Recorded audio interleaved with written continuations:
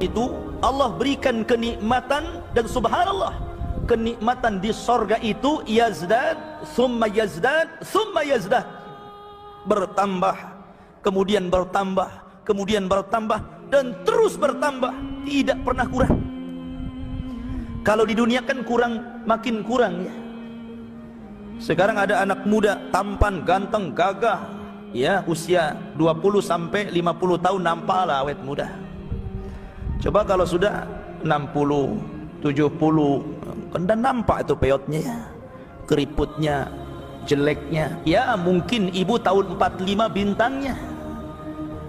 Sekarang sudah tahun 1018, bukan bintangnya lagi ya. Nah dari sini menunjukkan bahwa kehidupan di sorga itu nikmatnya bertambah.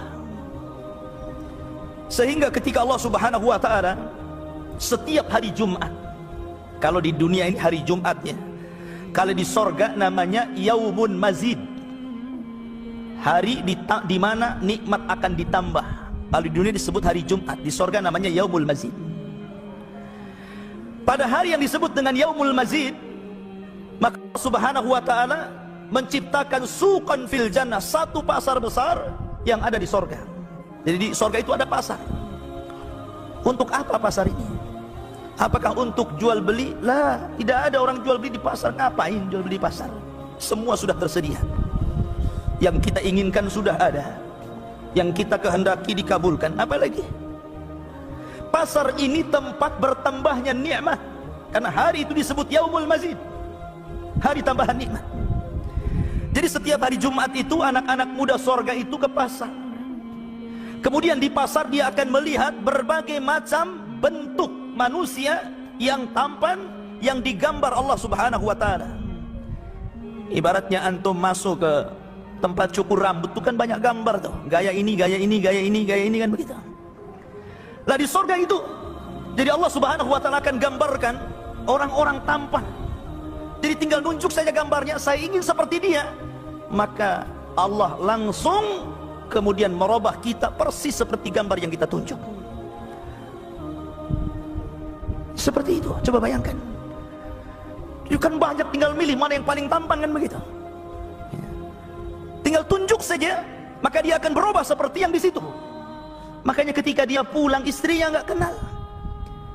Dia mengatakan istrinya, laqad izdaztum husnan wa jamala. Suamiku, rupanya engkau makin tampan, makin gagah, makin maco gitu kan. Dan suaminya juga mengatakan, kamu juga makin cantik, makin molek, dan begitu seterusnya. Jadi antum yang tidak merasa tampan, jangan kecil hati. Tak perlu kecil hati antum. Di sorga itu Masya Allah gitu kan, tinggal tunjuk, nanti seperti itu. Itu fungsi pasar itu. Jadi ketika kita menunjukkan satu gambar tertentu, manusia yang paling tampan, maka datang rih, datang angin. Angin itulah yang merubah semuanya. Kemudian setelah itu mereka duduk-duduk dengan kawan-kawannya, mereka ngopi, ngobrol dengan kawan-kawannya sesama di dunia, kemudian bercerita tentang urusan dunia. Masih ingat tuh kita di dunia, dulu kan kita ketemu di Masjid Al-Fikrah, ngaji, ketemu begini-begini, macam-macam. Masih ingat nggak saya? Jadi tempat ngobrol, nostalgia tentang dunia. Itu pasarnya tuh. Kalau kita masuk pasar di dunia itu kan keluar makin jelek tuh. Bau ikan, bau bawang, macam-macam bau itu di situ. Ini sebuah percontohan bahwa nikmat Allah di sorga itu besar, luar biasa, bertambah dan bertambah. Bahkan setiap orang yang masuk ke dalam sorga, minimalnya Allah berikan 2 istana. Waliman khafa maqama, waliman khafa maqama rabbih jannatan. Bagi orang yang takut kepada Allah Subhanahu wa ta'ala, maka dia diberikan 2 sorga, maksudnya 2 istana. Ini yang paling sedikit ya, minimalnya orang masuk ke dalam sorga itu diperoleh 2 istana. Istana satu memang solid milik dia, istana satunya warisan orang kafir yang masuk neraka, yang tidak masuk ke dalam sorga, yang dikekalkan di dalamnya. Itu diwariskan kepada orang yang beriman. Tilkumul jannah uristumuha, kata Allah. Yang satu istana itu, itulah istana warisan yang Allah wariskan kepada orang yang beriman. Itu 1 orang tuh. Minimal itu ya 2 istana itu. Bagaimana orang yang mengamalkan setiap hari? Kata Nabi SAW, man qala qul huwallahu ahad 10 marrat fil yaum banallahu lahu qasran fil jannah. Siapa yang membiasakan membaca qul huwallahu ahad 10 kali dalam sehari, maka Allah bangunkan satu istana di sorga. Itu kalau setiap 1 hari dia bangunkan di sorga, hari-hari kita mengamalkan hadis ini, berapa istana yang antum dapat tuh? Tinggal qul huwallahu ahad itu kan bukan perkara berat ya. Tapi bukan qul huwallahu ahad, qul huwallahu ahad sampai selesai.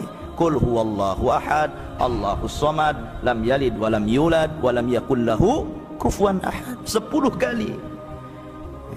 Itu kan surah favorit, enggak perlu dihafal lagi antum. Memang hari-hari itu antum suka ngapal itu kan lebih mudah gitu. Allah tidak mengatakan baca Al-Baqarah 10 kali, enggak ada yang ngamalkan hadis ini nantinya. Oh, yang qul huwallah saja enggak malas gitu. Tapi lihat di sini, kalau satu orang dikatakan jannatan, mendapatkan 2 sorga, berarti orang itu bisa mendapatkan puluhan, ratusan sorga, bahkan ribuan. Subhanallah. Dan istana itu hanya terbuat dari emas dan perak. Kemudian kerikilnya dari yakut, milatuha yakut, dan tanahnya turbatuhal misk. Tanahnya aja minyak misik gitu kan.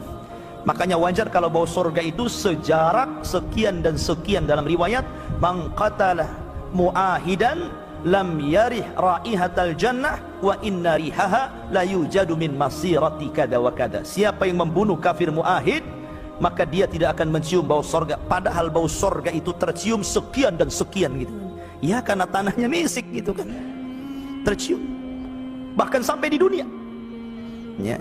Seperti perkataan siapa? Anas ibn Nadir dalam perang Uhud.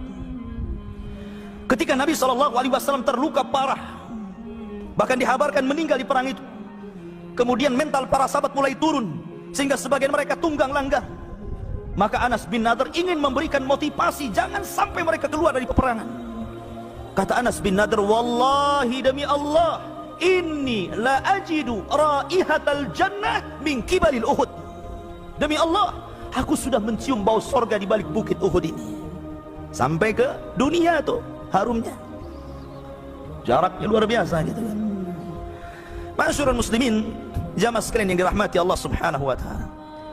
Dan setiap laki-laki paling sedikit Allah berikan 2 istri. Paling sedikit ini.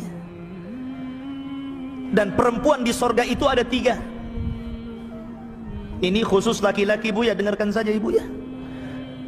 Perempuan di sorga itu ada 3.